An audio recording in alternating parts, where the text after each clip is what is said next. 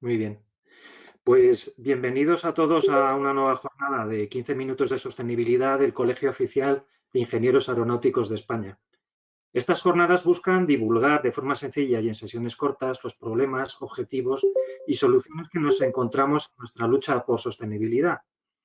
En general, estamos siempre muy centrados en las emisiones y los niveles de CO2, pero nos olvidamos de otro factor muy importante, la contaminación acústica.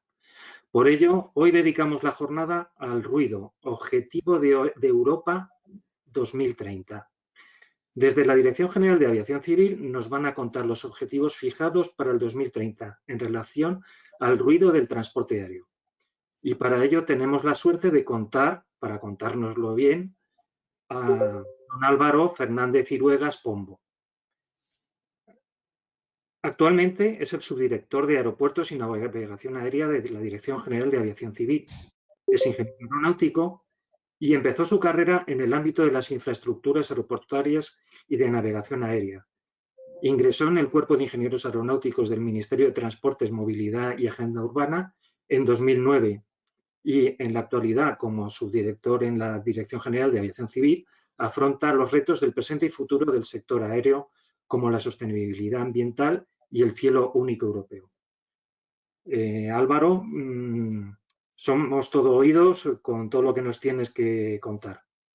Perfecto, muchas gracias. Voy a empezar a compartir la presentación y vale, ya veis la presentación, ¿verdad? Sí, Fenomenal. Pues nada, lo primero, dar las gracias al colegio por esta invitación a contar un poco cómo cambia o cómo va a cambiar la gestión del ruido en los aeropuertos. Y gracias a todos los que estáis aquí escuchando. Lo primero es que tengo que pedir perdón porque me encuentro como media España en un proceso gripal y espero poder dar la charla en buenas condiciones. Pero bueno, tened claro que si digo alguna burrada es cuestión de la fiebre o de las drogas. Intentaremos no decir demasiadas burradas. Bueno, esos son los puntos un poco que voy a tratar. Y para empezar, pues hay que ver las externalidades de la aviación, los impactos ambientales que tenemos. Básicamente podrían resumirse en esos cuatro. Y es verdad que últimamente nos hemos centrado mucho en el cambio climático por muchas cuestiones, porque es una cuestión social que demanda la sociedad, la descarbonización del transporte aéreo y es un reto tecnológico casi sin parangón en la historia de la aviación. Pero eso no quiere decir que el ruido aeroportuario haya decaído su importancia. Yo muchas veces doy clase en la universidad y siempre les pregunto a los chicos, bueno, ¿qué es más importante? ¿Luchar contra el cambio climático o contra el ruido aeroportuario? Y generalmente siempre me contestan muy bien diciendo, bueno, pues depende para a quién se lo preguntes. Si se lo preguntas a alguien que vive cerca de un aeropuerto, te va a contestar que el ruido aeroportuario. Y si lo preguntamos entre nosotros, entre profesionales, pues yo creo que no hay una respuesta. Es decir, tenemos que mejorar la sostenibilidad ambiental en todas las vertientes y el cambio climático representará la lucha contra el cambio climático y la descarbonización de la aviación, representará el futuro de la aviación, pero el ruido aeroportuario es el presente. El, es el primer factor limitante en la capacidad aeroportuaria de Europa. Heathrow no tiene tercera pista por el ruido. Frankfurt no opera por la noche por el ruido. Amsterdam Schiphol es parte por cambio climático, parte por ruido. Y en España tenemos a Barcelona, cuyo uso de pistas actual no es el que se evalúa ambientalmente, sino que se hace un uso de pistas limitando la capacidad del aeropuerto para reducir la capacidad, perdón, para reducir la afección acústica sobre el entorno. ¿Y qué dice la Unión Europea al respecto? Pues la Unión Europea ha establecido un ambicioso programa ambiental, como bien conocéis, a través del European Green Deal, el Zero Pollution Action Plan y la Aid Environment Action Program. Y lo que establece es que hay que reducir un 30% la población que sufre molestias crónicas, alteraciones graves del sueño y altamente molestas, por modo de transporte y por país. Es decir, si en 2016 teníamos en España 200.000 personas afectadas por ruido, en esa equivalencia, la forma de medir cambia, pero en esa equivalencia tendríamos que reducir en 60.000 personas las personas afectadas. El reto para 2030 es importante. Aquí os he puesto una captura de la información que viene en la página de la Comisión Europea y viene un concepto muy importante. Ahora, el ruido se relaciona directamente con problemas de salud. Antes, a una persona que estaba afectada por el ruido, le decías que tiene que aguantar unos decibelios, que hay un plan de acción, pero que bueno, que se le aislará su casa, pero tiene que aguantar esos decibelios. Ahora lo que le vas a decir es que por vivir ahí tiene una probabilidad mayor de tener problemas en la salud. Y eso, desde luego, que en el futuro va a tener un impacto en cómo lo gestionamos y cómo los ciudadanos nos van a exigir mejoras acústicas. No es lo mismo que el ciudadano pida o simplemente una reducción de ruido a que el ciudadano considere que tiene un derecho a su salud y que está expuesto a una probabilidad alta de sufrir trastornos, reconocido por la propia administración. Con lo cual, este es un concepto muy, muy importante a manejar en los próximos años. La metodología de reducción de ruido es la metodología conocida por todos, adoptada en los primeros años 2000 por OACI, de la que España fue uno de los promotores, y que es el enfoque equilibrado, donde se busca la reducción del ruido en la fuente, la gestión del uso del suelo, los procedimientos operativos y, en último caso, cuando no han dado resultado los tres anteriores, las restricciones operativas. Últimamente se añade un concepto adicional, el Community Engagement, que además a mí me gusta la palabra inglesa porque refleja muy bien lo que es un compromiso con la comunidad. Hay que comunicarse con la persona que sufre el ruido y esa persona tiene que tener un acceso a una información veraz, entendible por él, accesible y acotada. Leí hace poco que una persona en el aeropuerto de Dublín en un año puso 12.000 quejas. A esa persona, por mucho que nos comuniquemos con él, no vamos a conseguir nunca convencerle de que estamos haciendo todo lo posible para solucionar sus problemas. Pero a la población en la que nos tenemos que fijar es a las 12.000 personas que ponen una queja única.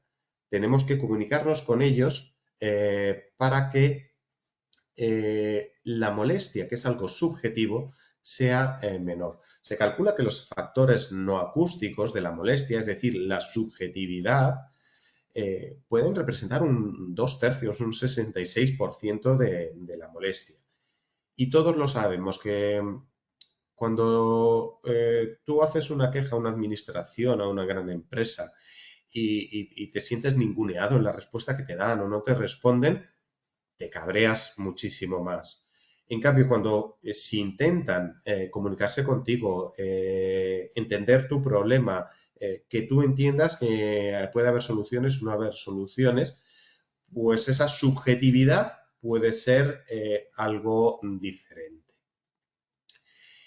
Y lo vamos a tener que abordar también en múltiples ámbitos. Y va a ser esencial tener una visión global y una coordinación de agentes. O sea, tenemos que ir todos en la misma dirección para conseguir los mejores resultados. Y hay que trabajar en ámbitos regulatorios, estratégicos, cartográficos, de medición, de supervisión, de sanción, de investigación, de comunicación, de seguimiento. No se trata aquí de simplemente tomar un par de medidas, no alcanzar un objetivo tan ambicioso como un 30%, es imposible con un par de medidas particulares, sino que tiene que ser una visión global y un acercamiento holístico al problema desde todos los puntos de vista y sobre todo que además todos estemos actuando en la misma dirección. Y las acciones se plasman en los planes de acción. Los planes de acción que están asociados bien a una servidumbre acústica, según la legislación nacional, bien a un mapa estratégico de ruido, según la legislación europea. Y en esta legislación europea, traspuesta al ordenamiento jurídico español, tenemos estos planes de acción que coincide este año, tenemos que aprobar y sacar a información pública estos planes de acción. Y hay cambios en su concepción. Ya no vamos a hablar de personas expuestas dentro de una huella de ruido. Ahora vamos a hablar de personas con probabilidad de tener alteraciones o sufrir problemas en su salud. Los indicadores cambian ese concepto, cuestión que, como dije antes, es importante. Hay nuevos métodos de cálculo para las huellas que, en general, amplían las huellas. Para los mismos decibelios, las huellas van a salir más grandes. Y luego una cuestión muy importante, cómo se reportan estos planes de acción a Europa. A partir de ahora, cada medida incluida en el plan de acción deberá tener un análisis de impacto, un objetivo y un indicador de seguimiento. Es decir, si yo propongo un uso determinado de cabeceras, tengo que calcular ese uso cuánto me va a suponer de mejora en los indicadores del plan de acción y luego hacer ese seguimiento. Con lo cual, los planes de acción que antes podían ser más genéricos, ahora van a ser muy, muy concretos. ¿Y cuáles son las principales actuaciones que tenemos encima de la mesa? Pues aquí tengo las dos principales. La renovación de la flota es la medida clave. Una aeronave de nueva generación reduce un 25% más o menos las emisiones acústicas respecto a la aeronave a la que sustituye. Con lo cual, con la renovación de flotas ya casi podríamos obtener ese objetivo. Lo que pasa es que habrá que ver cómo se va produciendo esa renovación de flotas y si no se produce de una forma natural antes del 2030, pues habrá que intervenir en el mercado, bien prohibiendo las aeronaves más ruidosas, grabando las operaciones de las aeronaves marginalmente conformes o las operaciones en las horas del día más dañinas para la afección acústica, es decir, por la noche. O incluso también podría ser bonificando la operación de las aeronaves de nueva generación. Habrá que hacer ese análisis, ese seguimiento de la renovación de flotas y ver si es necesario intervenir en el sistema para acelerar esa renovación de flotas. La segunda cuestión no es que nos vaya a mejorar el ruido, es que nos la puede perjudicar. Es necesario que no se incremente el número de personas que viven en los alrededores de los aeropuertos. Actualmente existen grandes desarrollos urbanísticos en España que aumentaría muchísimo la población afectada si se llegan a desarrollar. Hace no mucho tuvimos una reunión con un ayuntamiento con el que estuvimos repasando durante varias horas todas las cosas que podíamos hacer en cuanto a mejorar la afección acústica y disminuir el impacto sobre la población. Y al final de la reunión nos comunican que tienen intención de desarrollar su plan general que contempla un montón de viviendas residenciales en huella de ruido. Es decir, queremos reducir el ruido para que mejore la vida de los ciudadanos, pero quiero construir y vender casas a otros ciudadanos que vendrán a vivir ese mismo problema. Pues con esto hay que luchar. Es verdad que España hemos sido pioneros y ya desde el 2001 se empezó a informar los planeamientos urbanísticos en relación a las afecciones de los planes directores. Con lo cual, en eso tenemos mucho ganado, pero en estos años, si dejamos que se construya todo lo que está previsto, tendremos un problema. Otra cuestión muy importante en España que tenemos que sacar pecho. AENA ha invertido más de 350 millones en aislamiento acústico y están aisladas ya casi cerca de 30.000 viviendas. Esto es una cuestión que por Europa siempre debemos llevar a gala. Otras medidas, por supuesto, son los procedimientos operativos y quizás tengamos que darle una vuelta de tuerca. Ya en la actualidad, cuando se diseña cualquier procedimiento operativo, se incluye desde un principio el análisis acústico y que ese procedimiento, no solo acústico, también en emisiones, que el procedimiento sea lo más sostenible posible. Pero quizás tenemos que dar una vuelta de tuerca y valorar nuevas medidas, por ejemplo, la obligatoriedad de adherencia al procedimiento, las reglas de aproximación para VFRs a un aeropuerto o el establecimiento de configuraciones preferentes por ruido, incluso el operar nocturno en pistas enfrentadas. Y lo último, a lo que no queremos llegar, a las restricciones operativas, pero quizás un día tenemos que afrontarlas, sobre todo en el ruido nocturno.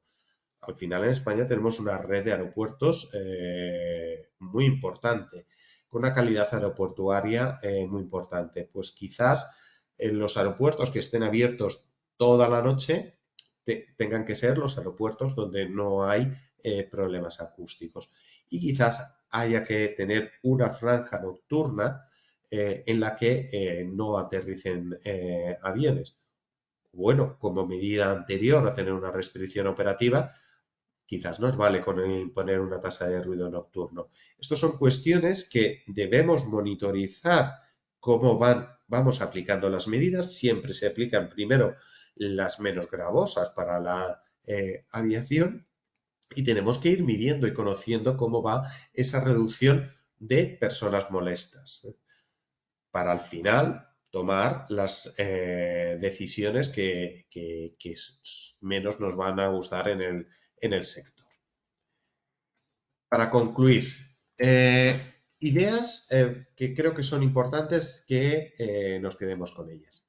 La Unión Europea ha establecido una obligación de reducir un 30% las personas molestas por ruido. Además, no son personas afectadas por decibelio, sino personas molestas con probabilidad de sufrir problemas de salud.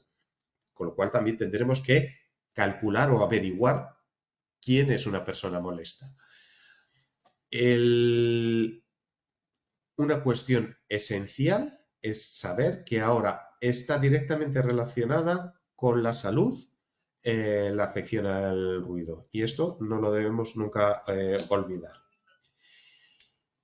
Y nuestro objetivo debe ser minimizar las personas afectadas para maximizar el transporte aéreo. Nosotros somos aviación. Nosotros lo que queremos es seguir haciendo el bien a la sociedad y a la economía con el transporte aéreo. Pero para eso vamos a necesitar minimizar las personas afectadas. Hay dos cuestiones claves, que es la renovación de flota y, por supuesto, que no haya nuevos desarrollos urbanísticos en las proximidades de los aeropuertos. Y, por último, es esencial el community engagement. Es esencial comunicarse con el ciudadano, que conozca que estamos haciendo todo lo posible para reducir su problema y cuando no se puede reducir, que sepa que es que no tenemos forma de que los aviones no sobrevuelen su casa. Así que, perdón, estas son, yo creo, las cuestiones principales, las ideas principales que nos deben quedar en la mente de todos nosotros. Y nada, muchísimas gracias por su atención. Espero que os haya parecido interesante esta charla. Por supuesto, Álvaro, pues muchísimas gracias por todo lo conciso que ha sido y también la brevedad para conseguir una sesión fácil de digerir por todo el mundo y que esperemos que haya mucha gente que la pueda ver en el futuro en diferido. Pues Muy muchísimas bien, gracias y un fenomenal. placer. Muchísimas gracias a todos vosotros. Gracias, Hasta Álvaro. luego.